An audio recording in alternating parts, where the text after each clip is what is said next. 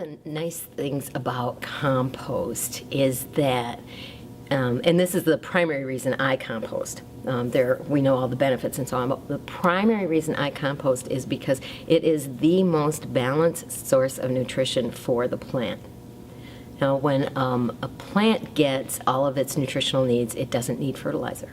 It's like our bodies. When we get a balanced diet, we don't need vitamins. And a compost is that complete nutritional source for the plant. We don't need fertilizers. We don't have to spend the money on that. We do. I mean, it is curbside composting, I guess. One of the sites that we visited in my class was municipal waste, and that is, people take their bags of leaves out to the curb. And that does not go into a landfill. In fact, there are regulations that say it can't go into a landfill. So those are taken to a compost site. So they're sort of already doing curbside recycling or composting, but it's only with the leaves in the fall. What they're doing is they have those brown bags and people fill them up and put them by the curb and they take them away. And most of them go down to a site in Zeeland. And rather than a digester, they have these, again, probably as long as this building, these rows. They're called windrows, and they're probably, up to the second story of this building. And they put all these leaves there, and they go through with these huge machines. I mean, just house-sized machines to turn that and to get the air going in there. But these are acres upon acres of municipal waste. And it's municipal waste, but it's yard waste. It's leaves.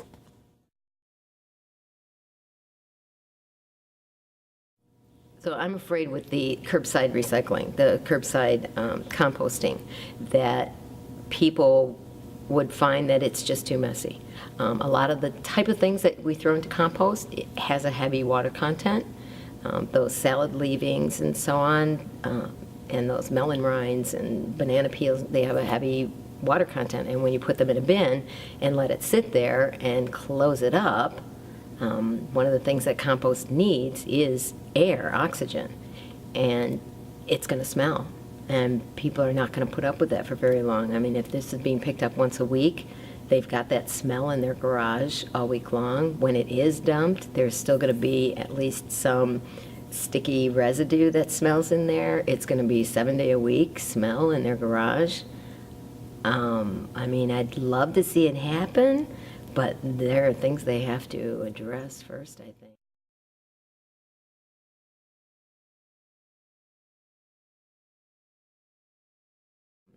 That's the thing that the home gardener probably has to worry about too. When they go to a garden center and they buy a bag of compost, what went into it?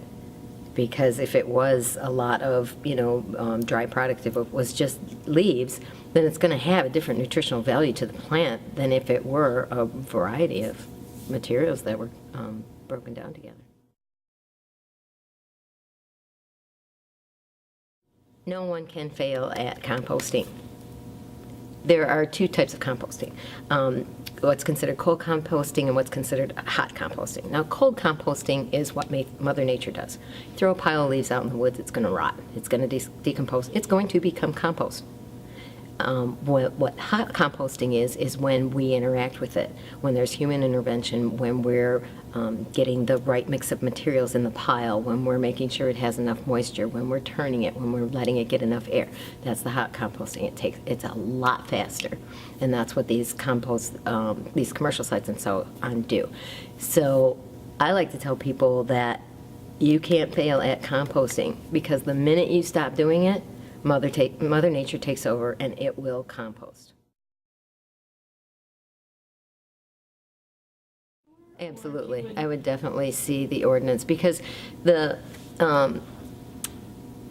people who are too lazy to use the bins are too lazy to compost, whereas the ones who are committed to doing the compost are going to feel freer to do so.